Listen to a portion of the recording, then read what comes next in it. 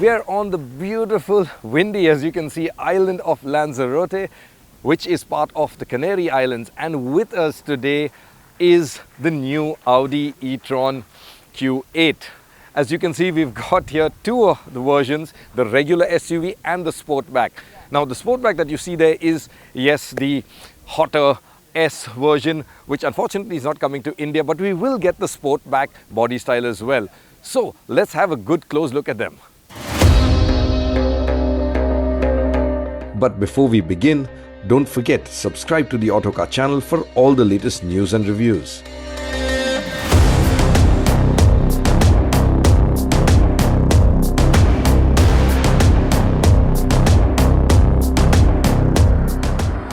A little background before we begin about the car, the Q8 e-tron. It is essentially the facelifted e-tron. Now, as you know, Audi's first electric vehicle was called the e-tron. However, after that, they used the e-tron moniker as a sort of sub-brand for all their electric vehicles. And so the original e-tron, when it had a facelift, as we see here, also got a new name, the Q8 e-tron. So what have they done with the facelift? Well, if you look at the front, there's a lot of extra or added styling elements, a lot of cuts and creases. But you know, normally I don't like too many cuts and creases and things like that, but somehow it just works and really looks quite nice and aggressive. There's also a lot of use of light. In fact, of course, you've got the typical LED signature lamps here, the headlamps, but under the grille here is a nice little embedded LED strip, and at night it really looks quite cool, illuminating the surface. And what you see here, the new two-dimensional Audi logo. Now, Audi is switching to this. It's at a corporate level, so all of their cars are going to have a two-dimensional logo. It's not going to be the 3D one, and that's what we have over here. Now, we've also got with us, as I said, you know, the Sportback. Let's move over and take a look at the rear. Now, what you see here is what you will get on the regular Sportback in India as well, except for this silver finish. But as far as the bodywork goes, you'll have all these elements. So, of course, you will have the sloping, tailback. You'll have this integrated lip spoiler.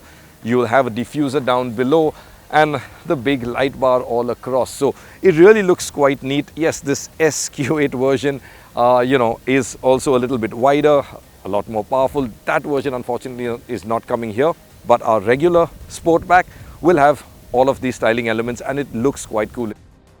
And over at the rear of the SUV version, which is the one I prefer, not only because of the added interior volume, but also because it looks nice and sporty with the rooftop spoiler and the lower black treatment on the bumper, along with the stylized diffuser too.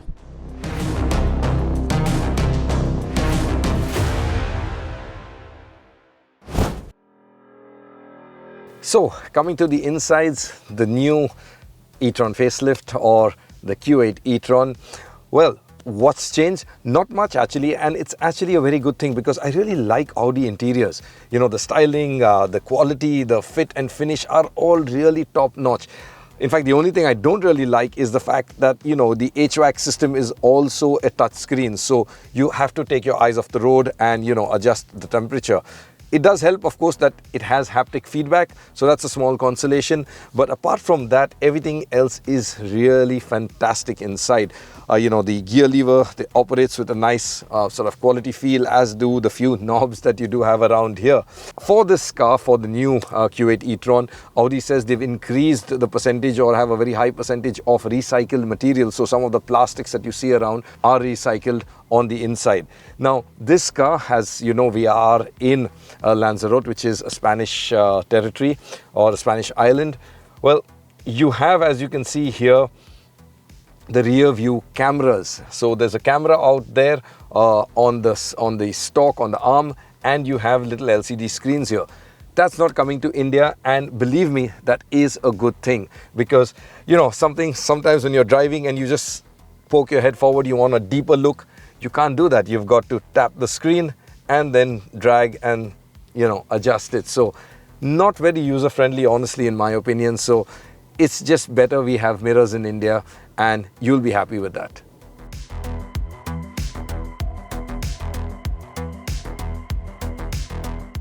Apart from the features, the space inside is a lot and the seats are comfortable too. At 4.9 meters in length, the Q8 is a large car, and there's enough legroom at the front and back. Headroom too is good, and even in the Sportback, which is lesser than the SUV, it's still sufficient for most adults, just like the earlier e-tron. The big increase, however, is the driving range as well as the drive feel.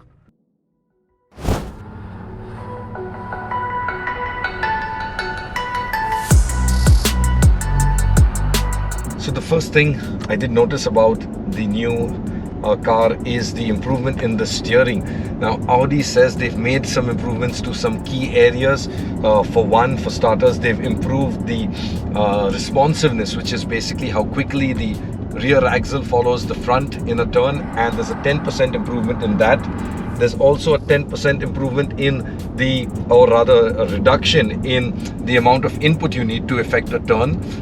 And there's a 20% improvement in the overall weight and the feedback. And I can tell you, while 10 and 20% may not sound like much, driving through these corners, you can feel it. It's noticeably improved or better than the e-tron, the original car.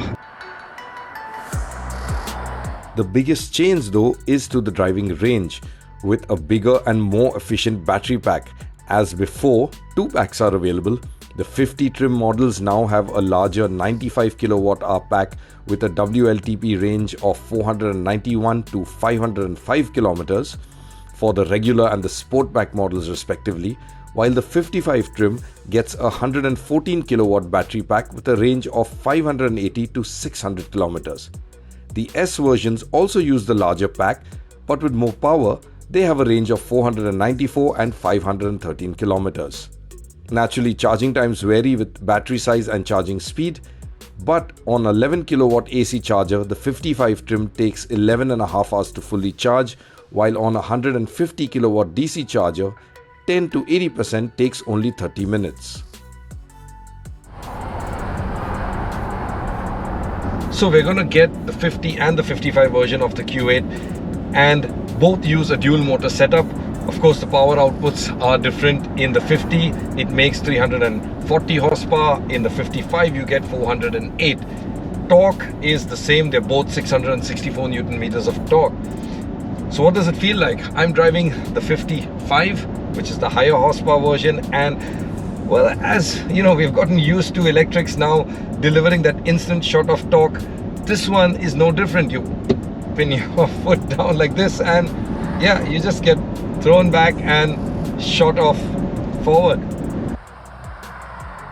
The Q8 has a claimed 5.6 seconds 0 to 100 km/h time for the 55 version and a slightly slower 6 seconds for the 50 trim. So it is entertaining to drive, and it's smooth too. So in traffic, the one thing that this island has none of, it's going to be a breeze. Also missing here are bad roads. Forget potholes, there aren't even cracks. So we'll reserve judgment for the suspension when it comes to India. But speaking of suspension, the Q8 e-tron has standard air springs which can vary ride height by 76 mm, and that's going to be very handy in India. And now moving on to the hot SQ8. So this is the SQ8. Now, I know I said it's not coming to India, but I couldn't not drive it, could I?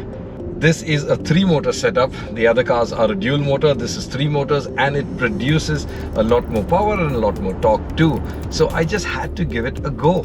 And there we go. Wow. It's amazingly quick. Audi claims a 0 to 100 km/h time of 4.5 seconds, and yeah, I believe them. It does feel that quick. So it's really nice and thrilling. It's a pity it's not coming to India though. But we'll get the 50 and the 55 version in both SUV and Sportback body styles. When? Audi says July, August next year, and given the larger battery, expect prices to start slightly higher than the current e-tron. So around 1.2 crore ex-showroom. For that money, it would still make for a very compelling car. We love the original e-tron. It was our winner in our comparison test earlier this year, and the new Q8 e-tron is just as comfortable and well built as before. But now, it looks smarter, drives better, has a longer range too. So, as things stand, the new Q8 e-tron looks very promising indeed.